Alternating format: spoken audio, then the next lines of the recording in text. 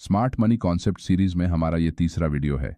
आज के इस वीडियो में हम चार्ट पर इंड्यूसमेंट या फिर फेक ब्रेकआउट्स बनाकर ऑपरेटर द्वारा रिटेल ट्रेडर्स को किस तरह से ट्रैप किया जाता है, इसे डिटेल में समझने के बाद हम चार्ट पर कुछ उदाहरणों को भी देखेंगे। तो चलिए सबसे पहले इंड्यूसमेंट किसे कहते हैं ये जानते हैं। इंड्यूसमेंट का मतलब होता है लालच दिखाकर अपने किसी कार्य को करने के लिए दूसरों को प्रोत्साहित करना। इंड्यूसमेंट को आप एक प्रलोभन के रूप में भी देख सकते हैं, जैसे कि एक शिकारी अपने शिकार को जाल में फंसाने के लिए एक जगह जाल बिछाता है और उस जाल में कुछ दाने डालता है ताकि उसका शिकार इन दानों को खाने के लिए आसानी से उसके जाल के पास आता है, जिससे उसे पकड़ना शिकारी के लिए आसान हो जाता है। यहाँ पर ये दाने एक इंड्यूसमेंट का काम कर रहे हैं। इसी तरह स्टॉक मार्केट में भी ऑपरेटर्स एक रिटेल ट्रेडर को फंसाने के लिए चार्ट पर इंड्यूसमेंट यानी कि फेक ब्रेकआउट क्रिएट करता है, जिसे देखकर रिटेल ट्रेडर इस जाल में फंसते हैं और ऑपरेटर्स इसके जरिए बन रही लिक्विडिटी का अपने बाय और सेल ऑर्डर्स को एग्जीक्यूट करने के लिए इस्तेमाल करके अच्छा प्रॉफिट बनाते हैं। वैसे तो स्मार्ट मनी कॉन्सेप्ट में बहुत सारे कॉन्सेप्ट्स हैं, लेकिन आपको अपना ज़्यादातर ध्यान लिक्विडिटी और इंड्यूसमेंट को सीखने पर लगाना चाहिए, क्योंकि रियल मार्केट कंडीशन में ये सबसे ज़्यादा इस्तेमाल होते हैं।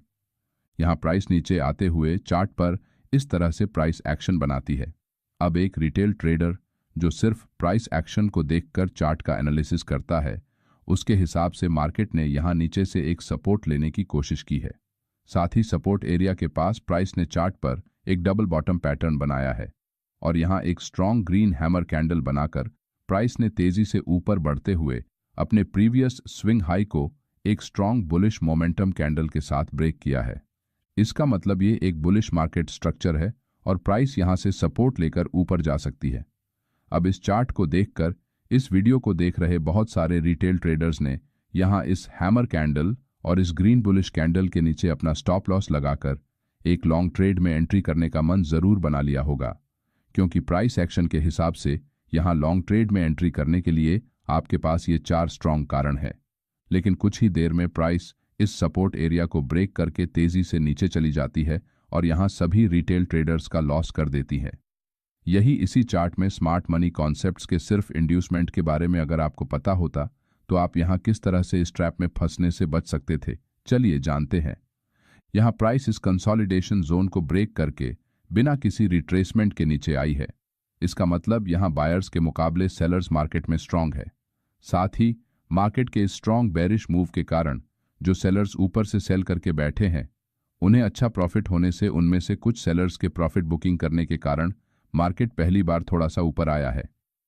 लेकिन जिन सेलर्स को यहां ऊपर शॉर्ट सेल करने का मौका नहीं मिला, वो सभी प्राइस जैसे ही थोड़ा ऊपर आती है तो शॉर्ट ट्रेड्स में एंट्री करने लगते हैं, जिससे फिर से प्राइस थोड़ा नीचे जाती है। अब क्योंकि मार्केट का मेजर ट्रेंड बेरिश है, इसका मतलब बिग इंस्टीट्यूशनल ट्रेडर्स यहां प्राइस को नीचे ले जाने में इंटरेस्टेड है। लेकिन अगर उन्हें प्राइस को इस लेवल के नीचे ले जाना है तो उन्हें मार्केट में बहुत बड़ी क्वांटिटी में सेलिंग करके सेलिंग प्रेशर को बढ़ाना होगा। इसीलिए उन्हें उतनी ही बड़ी क्वांटिटी में नीचे की लेवल्स पर रिटेल ट्रेडर्स की लिक्विडिटी चाहिए होगी, तभी उस लिक्विडिटी को ग्रैब करते हुए वो अपनी बिग ऑर्डर्स को एग्जीक्यूट कर पाएंगे। मगर जब तक रिटेल ट्रेडर्स को चार्ट पर बुलिश प्राइस एक्शन नहीं दिखेगा, तब तक वो यहाँ लॉन्ग ट्रेड में एंट्री नहीं बनाएंगे। लेकिन जैसे ही चार्ट पर एक हैमर कैंडल बनती है तो उसे देखकर कुछ रिटेल ट्रेडर्स सपोर्ट एरिया के नीचे स्टॉप लॉस लगाकर लॉन्ग ट्रेड में एंट्री करते हैं। साथ ही यहां ऊपर जो रिटेल ट्रेडर्स शॉर्ट ट्रेड में शामिल हुए थे, उनके स्टॉप लॉस अभी यहां पर मौजूद है। इसका मतलब अभी यहां दोनों तरफ रिटेल ट्रेडर्स के स्टॉप लॉस मौजूद है, जो ऑपरेटर्स के लिए लिक्विडिटी का काम करते हैं। लेकिन मार्केट को यहां से ऊपर ले जाने के लिए इस बीच के एरिया में कोई भी स्टॉप लॉस मौजूद नहीं है, और जो है वो यहाँ इस टॉप लेवल के ऊपर है, जो कि यहाँ से बहुत दूर है। लेकिन यहाँ ऑपरेटर्स मार्केट को नीचे ले जाने में इंटरेस्टेड होने के कारण उन्हें लोअर साइड पर ज्यादा लिक्विडिटी चाहिए होगी।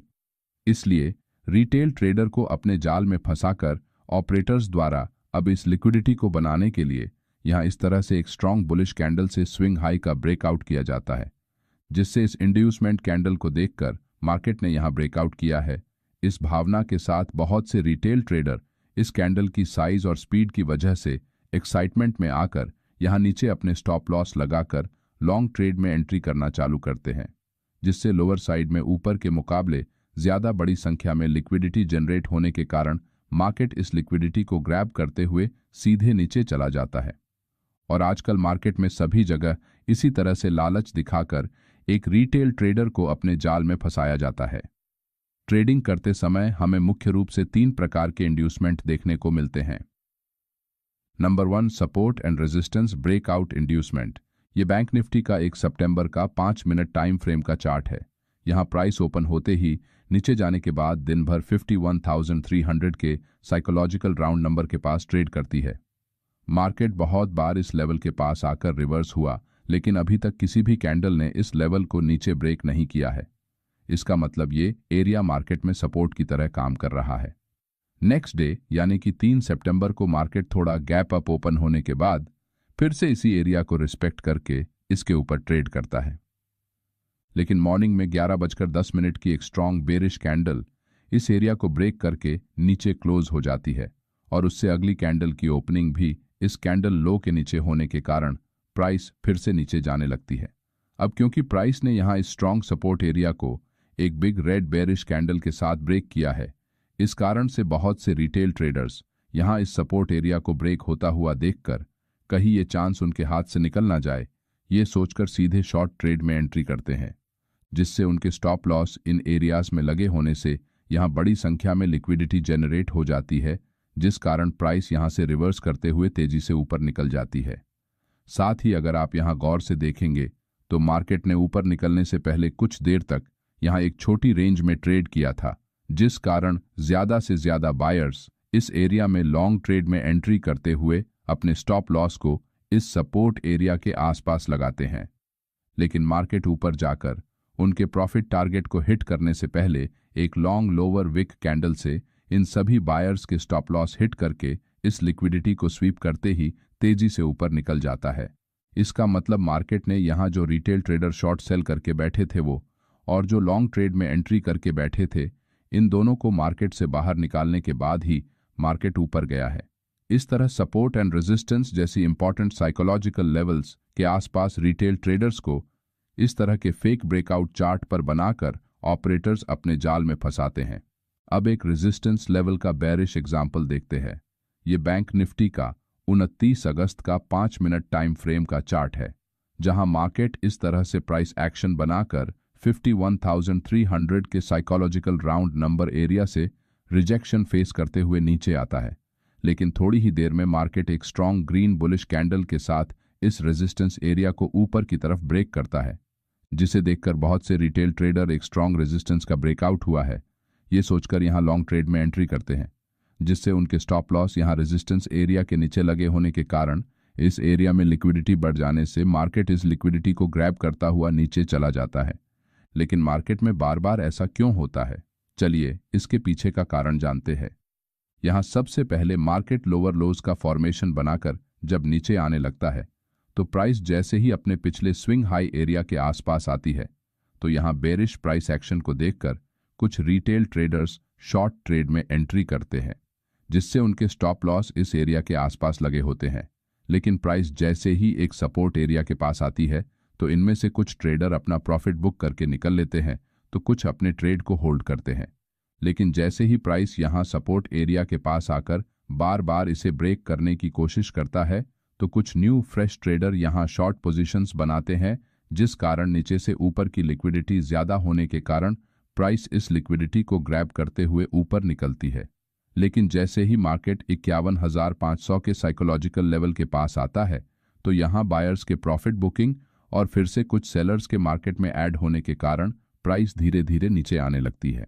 नेक्स्ट डे जब मार्केट इसी साइकोलॉजिकल लेवल के पास ओपन होकर नीचे जाने की कोशिश करता है तो यहां सेलर्स का कॉन्फिडेंस बढ़ जाने की वजह से इस एरिया में और भी सेलर्स शॉर्ट सेल करते हैं, जिससे उनके स्टॉप लॉस इस एरिया में प्लेस होते हैं। मार्केट में और अधिक संख्या में रिटेल ट्रेडर्स को शामिल करने के लिए कुछ देर बाद मार्केट जैसे ही इस सपोर्ट को ब्रेक करता है तो बहुत बड़ी संख्या में रिटेल ट्रेडर्स इस ब्रेकआउट को देखकर शॉर्ट सेल करते हैं, जिससे ऊपर की एरिया में उनके स्टॉप लॉस के कारण फिर से लिक्विडिटी बढ़ती है, जिस वजह से बिग इंस्टीट्यूशनल ट्रेडर्स को अपने ऑर्डर्स एग्जीक्यूट करने के लिए ऊपर की तरफ जो लिक्विडिटी चाहिए थी वो मिल जाने के कारण प्राइस इस लिक्विडिटी को ग्रैब करने के लिए ऊपर निकल जाती है। अब क्योंकि मार्केट ने एक स्ट्रॉन्ग साइकोलॉजिकल लेवल को ब्रेक किया है, इस वजह से जो पोजिशनल सेलर्स यहां इस जोन के ऊपर मार्केट नहीं जाएगा ऐसा सोचकर अपनी सेलिंग पोजीशंस को होल्ड करके बैठे थे, वो डर जाते हैं और अपनी शॉर्ट पोजीशंस को एग्जिट करने लगते हैं, जिस कारण मार्केट में शॉर्ट कवरिंग होने के कारण मार्केट बिना रुके सीधे ऊपर निकल जाता है। Number 2, range breakout inducement. यहां प्राइस एक रेंज में ट्रेड करते हुए बार बार अपने हाई एंड लो पॉइंट्स को टच करके वापस उसी रेंज में ट्रेड करने लगती है, लेकिन एक समय के बाद प्राइस इस रेंज को किसी एक तरफ ब्रेक करती है, जिससे रिटेल ट्रेडर्स इस रेंज का ब्रेकआउट हुआ है ये सोचकर ब्रेकआउट की दिशा में ट्रेड एंट्रीज करते हैं, जिससे इस एरिया में ज्यादा लिक्विडिटी चार्ट पर ऐड होने के कारण प्राइस इस लिक्विडिटी को ग्रैब करने के लिए तेजी से रिवर्स हो जाता है। उदाहरण के तौर पर यह मिड कैप निफ्टी का 9 सितंबर का 5 मिनट टाइम फ्रेम का चार्ट है, जहां मार्केट ओपन होते ही इस तरह से बिग मोमेंटम कैंडल्स चार्ट पर बनाकर दिन भर इस रेंज के अंदर एक छोटी रेंज बनाते हुए उसी में ट्रेड करता रहता है। अब क्योंकि मार्केट दिन भर इसी रेंज में ट्रेड कर रहा है और इस दिन इस इंडेक्स में वीकली ऑप्शंस की एक्सपायरी होने के कारण बहुत से रिटेल ट्रेडर्स इस रेंज के किसी भी साइड में ब्रेकआउट होने का बेसब्री से इंतजार करते हैं। दिन के आखिरी में 2:55 में प्राइस एक स्ट्रॉन्ग बेरिश कैंडल बनाकर इस रेंज का नीचे ब्रेकडाउन कर देती है। अब इस इंड्यूसमेंट कैंडल को देखकर बहुत से रिटेल ट्रेडर इस समय ऑप्शंस के प्रीमियम कम होने के कारण बहुत बड़ी क्वांटिटी में हीरो जीरो ट्रेड की उम्मीद लेकर यहां शॉर्ट ट्रेड में एंट्री करते हैं, जिससे उनके ज्यादातर स्टॉप लॉस इस एरिया के आसपास लगे होने के कारण मार्केट इस बढ़ी हुई लिक्विडिटी को ग्रैब करने के लिए तेजी से रिवर्स करके ऊपर निकल जाता है। यहां मार्केट ने सेलर्स के साथ साथ इस एरिया में बायर्स के स्टॉप लॉस को हिट करके यहां की लिक्विडिटी को भी स्वीप किया है। आजकल इसी तरह मार्केट में फेक ब्रेकआउट्स बनाकर रिटेल ट्रेडर्स को ट्रैप किया जाता है। मेरे ख्याल से इस दिन ट्रेड करने वाले आप में से बहुत से ट्रेडर इस इंड्यूसमेंट कैंडल में जरूर फंसे होंगे। चलिए अब दूसरे प्रकार को देखते हैं। Number 3, trend breakout inducement. ये निफ्टी 50 का 23 अगस्त का 5 मिनट का टाइम फ्रेम का चार्ट है, जहां प्राइस इस तरह से एक बुलिश ट्रेंड में बार बार 25,000 के साइकोलॉजिकल लेवल के ऊपर ट्रेड करने की कोशिश कर रही है। इसका मतलब ये लेवल मार्केट में अभी एक स्ट्रांग सपोर्ट की तरह काम कर रहा है। साथ ही यहां हायर लेवल्स पर ये एक छोटा सा रेजिस्टेंस अभी मौजूद है, जिसे अभी तक मार्केट ने ब्रेक नहीं किया है। इसका मतलब प्राइस एक्शन के हिसाब से ये दोनों लेवल्स एक रिटेल ट्रेडर के लिए बहुत ही इंपॉर्टेंट है, और इसी कारण अगर इन दोनों में से किसी एक लेवल का ब्रेकआउट होता है तो यहां एक ट्रेड अपॉर्चुनिटी बन सकती है। इस उम्मीद में रिटेल ट्रेडर ट्रेड एंट्री करने के लिए अभी वेट कर रहे हैं।